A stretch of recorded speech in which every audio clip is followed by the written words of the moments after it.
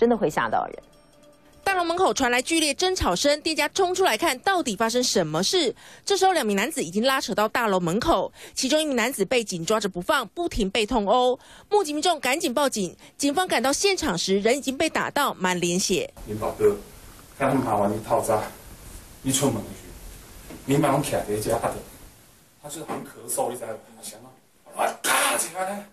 有时候我都会被吓到。远警找到打人的许姓男子，被打的还是他的大楼邻居。他说会动手是因为咳嗽太大声。当天刚好在电梯前碰到这位邻居，怒火中烧，先是将他勒紧拖行到门口，接着用头锤猛敲邻居脸部，最后还拿安全帽痛殴，造成邻居脑震荡、鼻子挫伤还出血。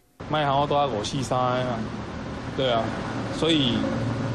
当下我的感觉一定是很不好。许先生说，因为被吓了很多次，才会忍不住动手。到底咳嗽声有多大？以44分贝为界限，70分贝会精神紧张，85分贝就需要捂耳朵。而大声的咳嗽，大约是80分贝，也的确会让人不舒服。听到他来说，他是喉咙痒痒，他就会咳嗽，可能是慢性那个什么。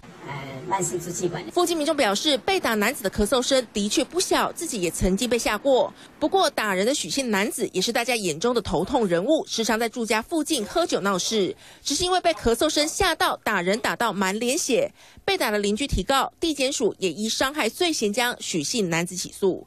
3新闻许世良、黄家平。